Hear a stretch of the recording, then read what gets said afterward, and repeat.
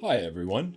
In this video, we'll show you how to set up Customer Portal with Checkout Extensibility so you can add Customer Portal app blocks to your thank you page and your order status page. Customer Portal allows customers to make post-purchase order changes via the order status page and thank you page. Let me show you how to set up and test Customer Portal in your store with Checkout Extensibility.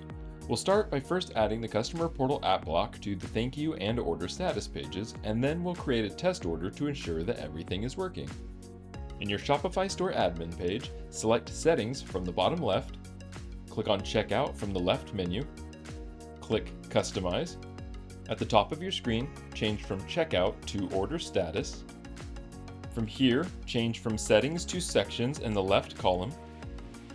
Click on Add App Block and select Customer Portal Edit Order Block. Now, from the top, click on Order Status and then select Thank You. Click on Add App Block and select Customer Portal Edit Order Block, followed by clicking on Save in the top right. Even though Customer Portal app blocks are set up on your store, it is not yet enabled. This allows you time to test Customer Portal. Until you've turned on Customer Portal, the Edit Order button will only appear on test orders in your store. To create a test order, expand the section Create a Test Order to verify Customer Portal setup and click the Create Test Order button. This will create a test order containing a few sample items from your store.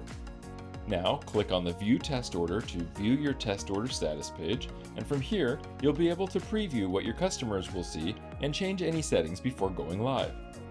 If you need to confirm anything in the admin or delete the test order, you can easily find the order in your Shopify order list.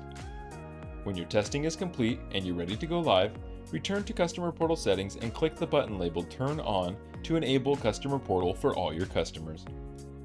Thank you for watching this video. Check out our help docs for more information and don't hesitate to email us at support@editorder.net for free setup and training.